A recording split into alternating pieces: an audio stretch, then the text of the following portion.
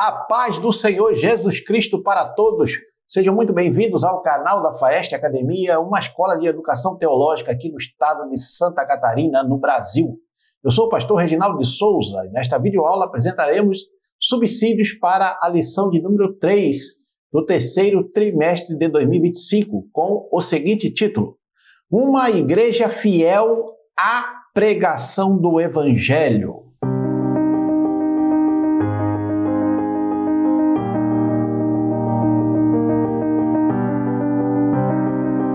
O texto áureo diz assim: E quando Pedro viu isto, disse ao povo: Varões israelitas, por que vos maravilhais disto? Ou por que olhais tanto para nós, como se por nossa própria virtude ou santidade fizéssemos andar este homem? Atos, capítulo 3, versículo 12. A verdade prática diz: a verdadeira pregação bíblica consiste em dar testemunho de Cristo no poder do Espírito. A leitura bíblica em classe encontra-se no livro de Atos dos Apóstolos, no capítulo 3, versículos do 11 ao 19. A introdução diz: esta lição mostrará uma das marcas de uma igreja bíblica, seu compromisso com a pregação da palavra de Deus. Uma igreja verdadeira valoriza a mensagem das Escrituras e coloca Jesus Cristo no centro de tudo o que ensina. É por meio da pregação da Bíblia que o mundo pode conhecer a Cristo. Além disso, uma igreja bíblica prega no poder do Espírito Santo. Não transmite apenas palavras vazias, mas a mensagem viva e transformadora que vem da inspiração do Espírito de Deus. Por fim, uma igreja bíblica traz esperança para aqueles que já não enxergam saída. Ela, a palavra de Deus, anuncia que há um futuro de refrigério e renovação na presença do Senhor. Então, o conteúdo, o tema desta lição de número 3, uma igreja fiel à pregação do Evangelho, ela vai enfatizar a necessidade de as igrejas odiernas pregarem o Evangelho, pregarem a palavra de Deus, a pura e simples palavra de Deus, sem mistura, sem enganos, sem sutilezas, apenas a palavra de Deus conforme nós a encontramos nas Escrituras Sagradas, tanto do Antigo quanto do Novo Testamento. E essa é uma das marcas de uma igreja bíblica, o seu compromisso com a pregação da palavra de Deus, com o Deus da palavra e com a palavra de Deus. Uma igreja verdadeira é uma igreja que valoriza a pregação das Escrituras Sagradas, com fidelidade, com verdade, e coloca o Senhor Jesus Cristo no centro de tudo o que ensina, ou seja, é uma pregação cristocêntrica, uma mensagem cristocêntrica, com Cristo Jesus no centro. E também é por meio da pregação que o mundo pode conhecer a Cristo, não é através de palavras psicológicas ou de autoajuda, não, é pela pregação do verdadeiro Evangelho que o mundo, que as pessoas podem ter um conhecimento real e verdadeiro de Jesus Cristo. Além disso, uma igreja bíblica prega no poder do Espírito Santo, ou seja, não é somente uma pregação cristocêntrica, mas ela é feita no poder do Espírito Santo, inspirada pelo Espírito Santo, que é o Espírito Santo quem faz a obra no coração e na mente do pecador, aquele que está ouvindo a mensagem do Evangelho. É o Espírito Santo quem convence do pecado, da justiça e do juízo. É o Espírito Santo quem inspira o pregador para pregar de acordo com a verdade da palavra de Deus. E também, uma igreja bíblica traz esperança para aqueles que já não enxergam saída. Ela anuncia um futuro de refrigério e renovação na presença do Senhor. As pessoas, a humanidade, ela está quebrada, ela está perdida. As pessoas não sabem a quem recorrer, recorrem a várias coisas e não conseguem solução, não conseguem saída. E o Evangelho é a mensagem da parte de Deus, é as boas novas de salvação em Jesus Cristo, que pode mudar a história das pessoas, a história da humanidade. Basta apenas ouvir o verdadeiro Evangelho ser pregado, crer e entregar a vida a Jesus Cristo, e a sua vida vai ser transformada, você vai experimentar o refrigério e a renovação na presença do Senhor. Tópico 1, a igreja que prega as Escrituras. Subtópico 1, as Escrituras revelam Deus. A igreja deve pregar as Escrituras, pois elas revelam Deus. A segunda pregação de Pedro, registrada em Atos capítulo 3, versículo de 11 a 26, é um grande exemplo disso. A mensagem do apóstolo é completamente baseada nas Escrituras e coloca Deus no centro. Pedro usa trechos das Escrituras para fundamentar sua pregação, citando Deuteronômio capítulo 18, versículo do 15 a 19, no versículo 23, e Gênesis capítulo 22, versículo 18, no versículo 25. Há também uma conexão com Salmos, capítulo 22, versículo de 1 a 31, versículo 18, e Daniel 9, 26, conferir versículo 18. Olha, além disso, Pedro mostra que Deus sempre esteve presente e agindo na história do seu povo, Atos 3, 13. Da mesma forma que os autores da Bíblia falavam sobre a revelação de Deus ao longo dos tempos. Então, aqui nesse primeiro subtópico, as Escrituras revelam Deus, né? É interessante observar que os apóstolos, né? E aqui está falando do apóstolo Pedro, conforme registrado em Atos capítulo 13, versículo de 11 a 26, que é um grande exemplo de como se pregar as Escrituras, né?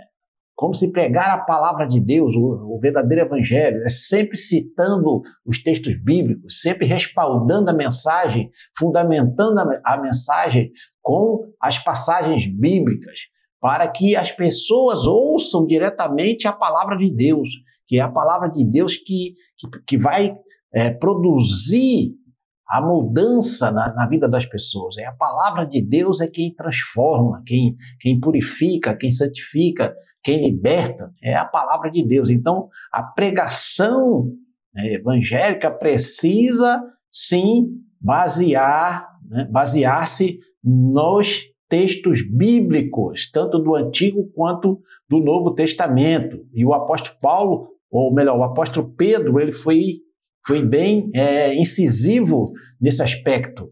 Ele pregou uma mensagem baseada nas Escrituras e que colocava Deus no centro dessa mensagem. Ou seja, ele estava, obviamente, pregando, né, usando os textos ali do Antigo Testamento, que era o que tinha naquele momento disponível. E ele sempre deixou claro, olha, esse Jesus que eu estou pregando é o Jesus que está cumprindo as profecias messiânicas do Antigo Testamento. Vocês precisam entender que ele é o Messias prometido, ele é o Cristo de Deus. E assim, então, ele conseguia alcançar os seus ouvintes. Pedro usava trechos das Escrituras para fundamentar sua pregação, né? Então, ele cita várias passagens bíblicas do Antigo Testamento, Deuteronômio, Gênesis, Salmos, Daniel, para fundamentar a sua mensagem. Pedro mostra que Deus sempre esteve presente e agindo na história do seu povo, né? Da mesma forma que os autores da Bíblia falavam sobre a revelação de Deus ao longo dos tempos. Ou seja, Deus está sempre presente na vida do seu povo, sempre revelando-se e revelando a sua palavra ao seu povo, para que o povo possa entender, né, o que o Senhor Deus requer do povo, o que o Senhor Deus requer que o seu povo cumpra, o que Deus requer que o seu povo pratique. Então, a pregação ela é muito importante nesse sentido, no sentido de mostrar para o povo qual o caminho que deve seguir, né? As escolhas que deve fazer à luz das Escrituras Sagradas. Subtópico 2, as Escrituras testemunham de Jesus. As Escrituras apontam para Cristo. Jesus disse que as Escrituras davam testemunho dele, João 5,39. Cristo é o centro da Bíblia. Essa era também a compreensão do apóstolo Pedro. Segundo suas palavras, os profetas anunciaram antecipadamente o sofrimento de Cristo, Atos 3,18.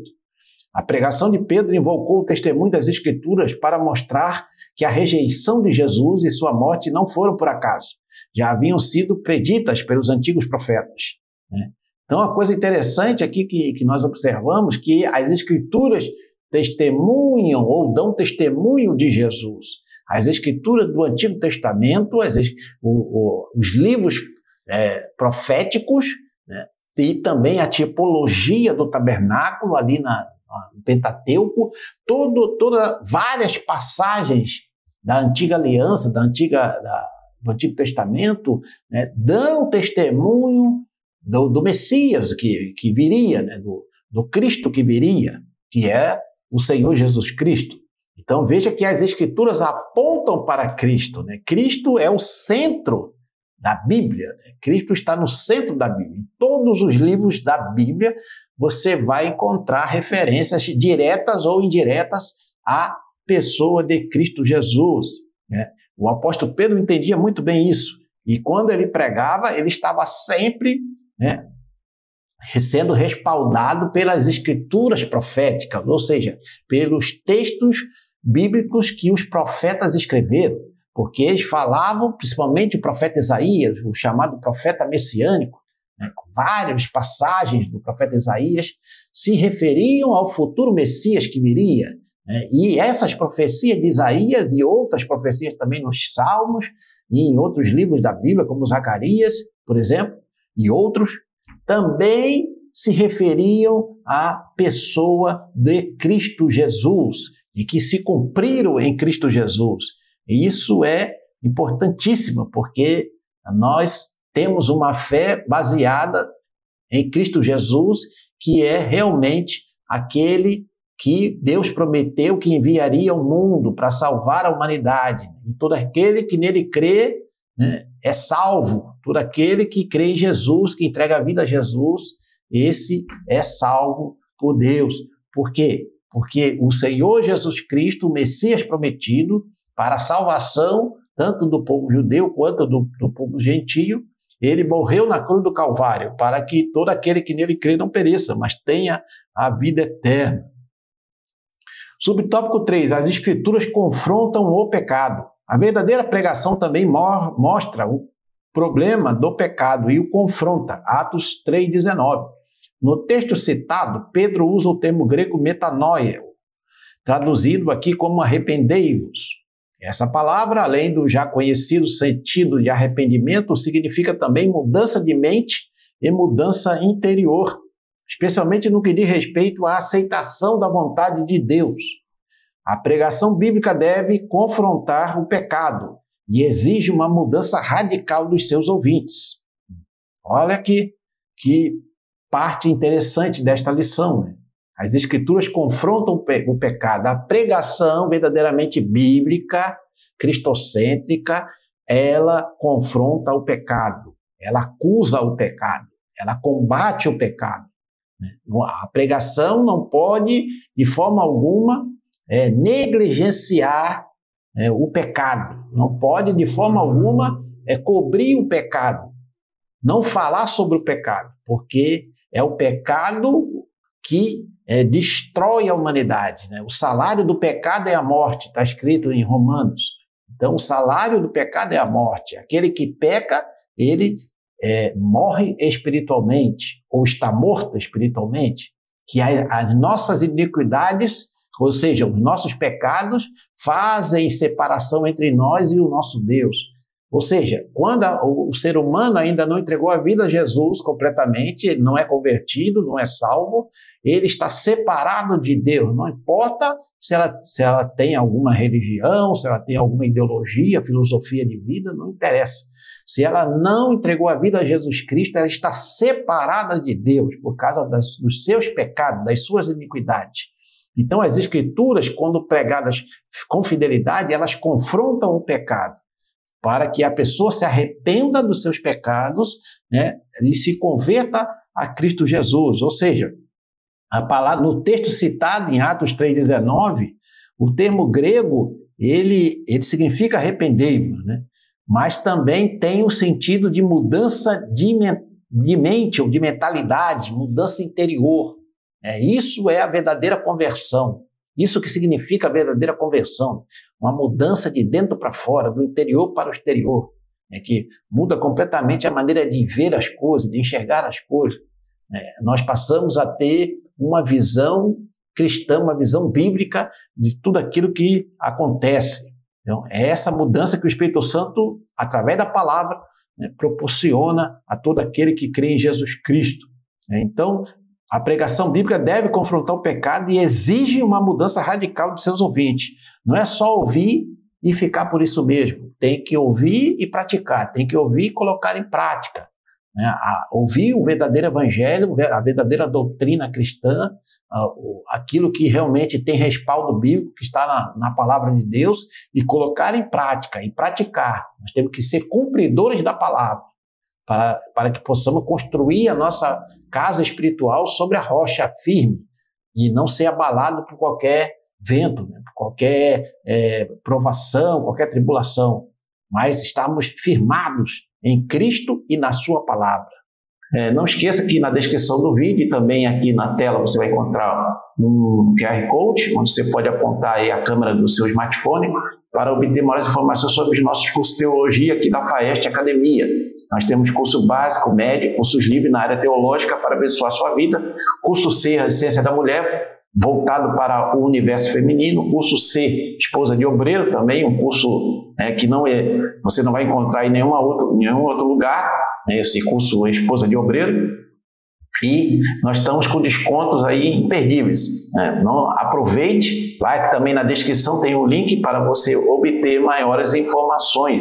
Todos os nossos cursos de teologia são reconhecidos pelas convenções evangélicas de todo o Brasil. Nós temos o certificado que após a aprovação no curso você vai receber esse certificado. E temos também os PDFs, e todo o material necessário para o seu aprofundamento no conhecimento da palavra de Deus. Tópico 2. A igreja que prega no poder do Espírito. Subtópico 1. O Espírito capacita o mensageiro. Não podemos nos esquecer de que Pedro estava cheio do Espírito Santo quando pregou a mensagem registrada em Atos 3. Isso fica evidente no uso do verbo grego atenizo, traduzido como fixar os olhos na passagem. E Pedro com João fitando os olhos nele, Atos 3:4.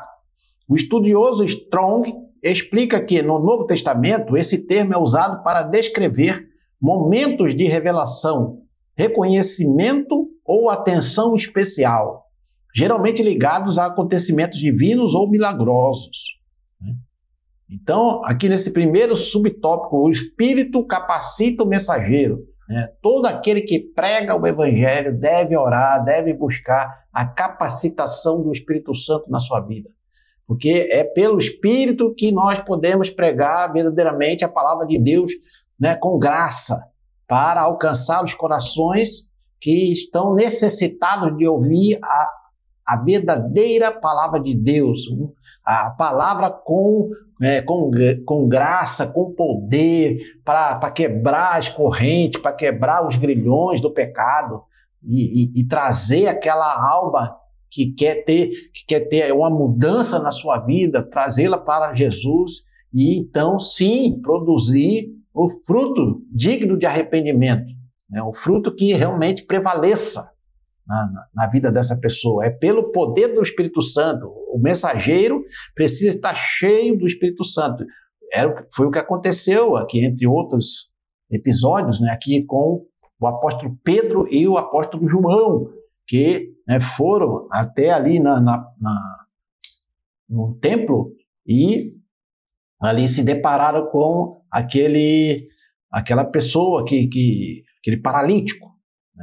E eles estavam ali, quando eles se aproximaram dele, o texto aqui, que é a palavra no grego, atenizo, que aparece nessa passagem, é traduzido como fixar os olhos. Olharam para essa pessoa que estava ali na porta do doente, fixaram os olhos nessa pessoa. E aqui comentarista aqui, o estudioso, né, do grego, o Strong, ele entende que essa palavra é usada para descrever momentos de revelação, ou seja, Deus ali naquele momento, então, deve ter revelado ao apóstolo Pedro, talvez o apóstolo João também, que ele ia curar aquele paralítico, ele ia curar aquela pessoa naquele momento.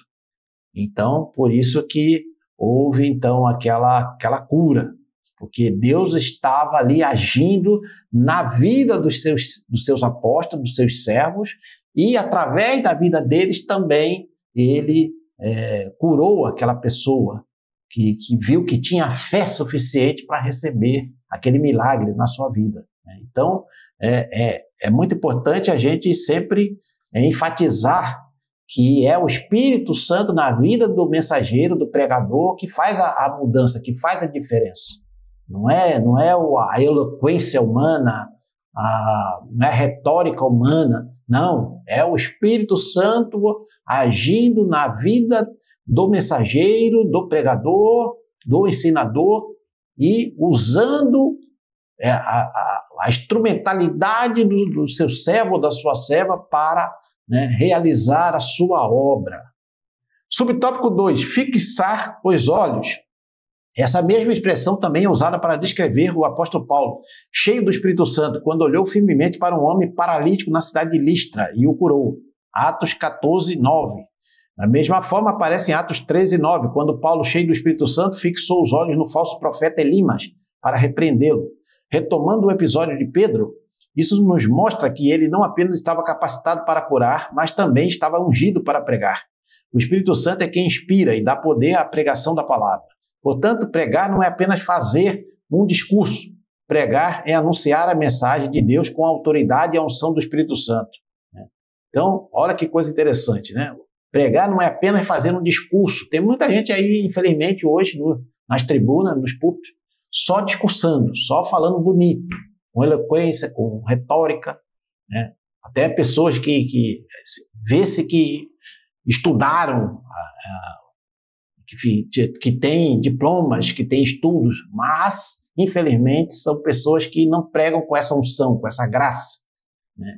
Nada acontece, é apenas um discurso vazio, é só para a mente, é só para conhecimento, mas a pregação evangélica, a pregação de Atos dos Apóstolos é uma pregação que penetra na alma da pessoa, vai lá nas juntas e medulas, na divisão da alma e do espírito, e remove ali tudo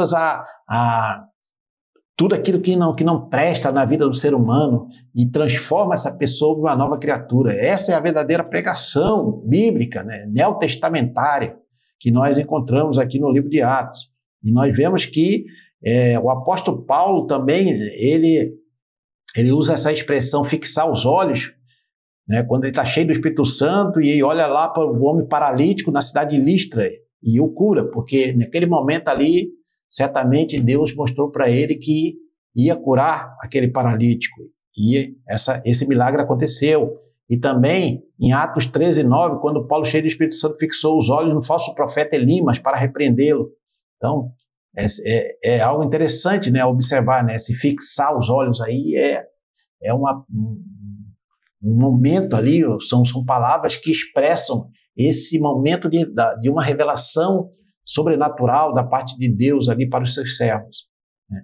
E nós cremos que o mesmo Deus continua operando hoje, continua agindo hoje, continua curando, continua realizando milagres, maravilhas, né? E vários testemunhos aí, mundo afora, e às vezes pode não acontecer perto de você, onde você vive, onde você mora, mas no mundo todo Deus está fazendo maravilhas, né? Salvando, libertando, transformando, curando, batizando no Espírito Santo, operando, porque ele continua o mesmo, ele não mudou. É o mesmo Deus que operou nos antigos tempos, continua operando hoje. O Espírito Santo é quem inspira e dá poder à pregação da palavra. Por isso, o mensageiro, o pregador do Evangelho precisa buscar a Deus em oração e jejum para ser cheio do Espírito Santo, pregar com a unção, a graça, o poder de Deus na sua vida, para poder abalar as escrituras, as estruturas demoníacas que estão aprisionando as vidas, né, ao pecado, a este mundo tenebroso. Subtópico 3. O Espírito glorificará a Jesus. Jesus disse que o Espírito Santo glorificaria. João 16,14. O Espírito nunca chama atenção para si mesmo, mas sempre aponta para Cristo. Isso é exatamente o que vemos na cura do paralítico na Porta Formosa, em Atos 3. Pedro, cheio do Espírito Santo, não poderia aceitar ser o centro das atenções. Ele deixou claro que o milagre não aconteceu por seu próprio poder ou santidade. Varões israelitas, por que vos maravilhais disto? Ou por que olhais tanto para nós, como se por nossa própria virtude ou santidade fizéssemos andar deste homem? Atos 3,12. Da mesma forma, qualquer pregação que tira o foco de Cristo e coloca o homem no centro não é uma pregação bíblica. Isso não passa de um discurso humano.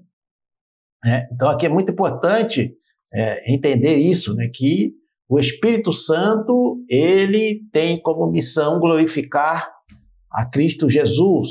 Então, quando ele realiza ali uma cura, um milagre, como aconteceu lá na Porta Formosa com o paralítico, ele coloca sempre o Senhor Jesus Cristo no centro de tudo que aconteceu. É para a honra e glória do nome de Jesus Cristo. Então, nunca é pela capacidade do ser humano, do mensageiro, ou do pregador, ou do obreiro. Não, é sempre pelo poder do Espírito Santo e para a glorificação do nome do Senhor Jesus. O Espírito Santo nunca chama atenção para si mesmo, mas ele sempre aponta para Cristo. Essa é uma das suas missões. Ele veio para glorificar a Cristo. E é isso que nós então observamos lá nessa Atos capítulo 3, ali na Porta Formosa. Pedro jamais poderia aceitar ser o centro das atenções. Veja que o apóstolo Pedro, o apóstolo João e os outros apóstolos, e também o apóstolo Paulo, e todo servo e serva de Deus que entende que somos apenas instrumento nas mãos de Deus, que é o Espírito Santo quem faz a obra, sempre vão rejeitar ser o centro das atenções. Infelizmente, nós temos alguns pregadores pop stars, aquela pessoa que quer estar no centro, quer estar ali, todo o foco em cima dessa pessoa. E isso aí é totalmente errado, né? Nós temos que deixar que o Senhor Jesus Cristo ocupe o centro das atenções, porque tudo é para a honra e glória do nome dele, é tudo por ele, para ele e com ele. Então, nós somos apenas instrumentos nas mãos de Deus. Tópico 3. A igreja que prega a esperança vindoura. Subtópico 1. Alerta a uma sociedade indiferente e insensível. O apóstolo Pedro já havia exortado seus ouvintes na sua primeira pregação a salvarem-se daquela geração perversa, Atos 2,40. Agora ele reconhece que aquela era também uma geração ignorante, Atos 3,17. Era uma cultura indiferente e insensível para a realidade espiritual. Era, portanto, uma geração sem esperança. 1 Tessalonicenses, capítulo 4, versículo 13. A insensibilidade às coisas espirituais é a marca daqueles que não conhecem a Deus. 1 Tessalonicenses, capítulo 4, versículo 5. É a essas pessoas que a mensagem da cruz deve ser pregada. Então, aqui nesse primeiro subtópico do tópico 3, alerta a uma sociedade indiferente e insensível. Né? Na verdade, assim como naquela época, até os dias odiernos, nós vivemos em uma sociedade indiferente a Deus, que virou as costas para Deus, que é insensível às coisas espirituais. Não quer a maior parte, a maioria não quer saber de Deus, não quer saber de evangelho, não quer saber de Bíblia, não quer saber de Jesus. Eles vivem de modo hedonista, de modo individualista e egocêntrico. Estão insensíveis à pregação do evangelho. O apóstolo Pedro já havia exortado seus ouvintes na sua primeira pregação a salvarem-se daquela geração perversa. Assim como acontecia naquela época, acontece hoje. Nós também vivemos numa geração perversa e cada vez vai ficando pior. Por quê? Porque a volta do Senhor Jesus se aproxima. Então, haverá uma multiplicação da iniquidade. Então, também ele reconhece, o apóstolo Pedro, que aquela era uma geração ignorante. né, que era uma cultura indiferente e sensível para a realidade espiritual. Ou seja, era uma geração sem esperança, porque sem o conhecimento do Deus verdadeiro, da palavra de Deus, do verdadeiro Senhor e Salvador Jesus Cristo, não tem esperança de salvação, não tem esperança de nada ser melhor, né? Nem no presente, nem no futuro. Mas aquela geração, então, de uma maneira geral, ela ignorou a geração ali que o apóstolo Pedro estava pregando, ela, na sua maioria, ignorou aquilo que ele estava pregando da parte de Deus. A insensibilidade às coisas espirituais é a marca daqueles que não conhecem a Deus, ou seja, as pessoas que não conhecem o Deus verdadeiro, aqui está falando do Deus verdadeiro, tá? Conforme revelado nas Escrituras Sagradas, do Antigo e do Novo Testamento. Pessoas que não têm o conhecimento do Deus verdadeiro, elas são insensíveis às coisas espirituais. Tu fala de oração, das coisas para essas pessoas, e elas não estão nem aí, elas não ligam, não dão nenhuma importância para essas coisas, né? Apenas em algumas, infelizmente, quando as coisas apertam, quando a situação de vida aperta, elas buscam, de alguma forma, o consolo espiritual. Mas não são todas.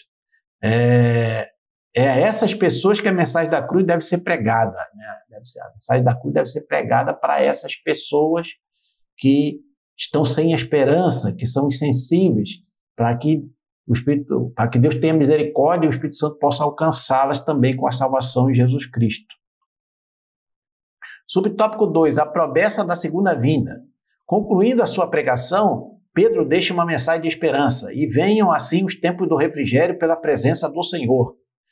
Atos 3,19. Por um lado, os ouvintes do apóstolo já podiam experimentar a bênção prometida a Abraão, que fora trazida por Jesus, o Messias.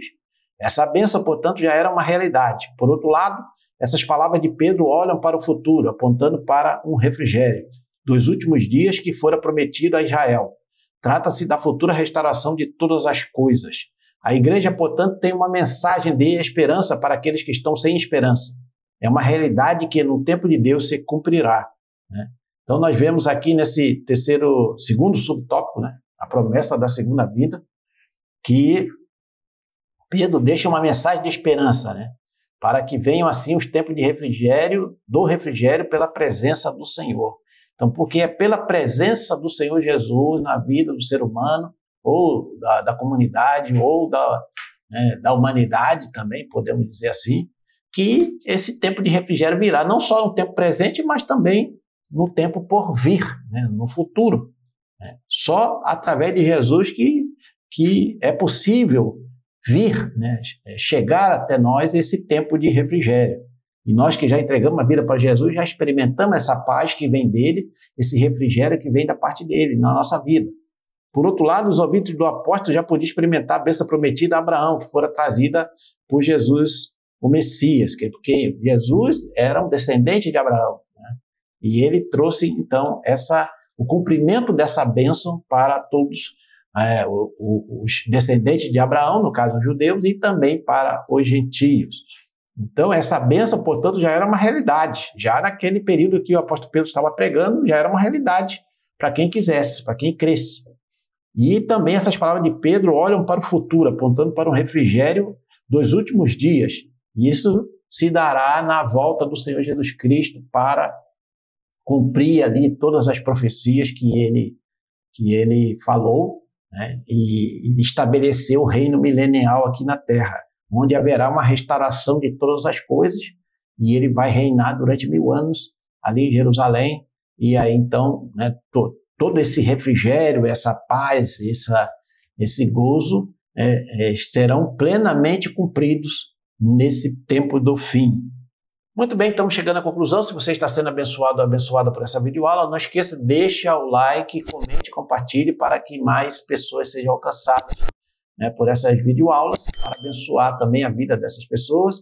Também não esqueça que na descrição do vídeo você pode encontrar links para comprar, né, as obras que são recomendadas pelo comentarista deste trimestre, o pastor José Gonçalves, inclusive o livro que ele escreveu com mais subsídios, que você está aqui, a capa aqui, está aqui para você ver, né? Você também pode adquirir esta obra para abençoar a sua vida. Muito bem, a conclusão diz assim: Chegamos ao fim de mais uma lição. Nela, vimos a grande importância que a pregação bíblica tem e como devemos ser fiéis na exposição do texto sagrado. Pedro, mesmo sendo um simples pescador, com uma gramática e conhecimentos limitados, sabia expor com maestria as Escrituras Sagradas. Assim como ele, devemos nos render totalmente ao Espírito Santo, sendo cheios dele, para sermos exitosos no ministério da Palavra de Deus. Uma igreja bíblica é uma igreja que vive e sabe expor as Sagradas Escrituras, né? Então, esta lição de número 3, uma igreja fiel à pregação do Evangelho, é uma igreja que prega verdadeiramente a Bíblia Sagrada, na sua integralidade, com a verdadeira interpretação, a correta interpretação dos textos bíblicos, que prega a palavra e não prega mensagens psicológicas ou de autoajuda ou qualquer outro tipo de retórica e de eloquência humana. Não, prega a palavra de Deus que é cristocêntrica, que coloca Cristo no centro de todas as coisas, que o pregador é cheio do Espírito Santo, que prega na unção do Espírito Santo para realmente alcançar vidas e transformá-las pelo poder de Deus e pelo poder da palavra de Deus. Muito bem, este foi o conteúdo desta videoaula. Deus abençoe seus estudos e nos encontramos na próxima videoaula, querendo Deus.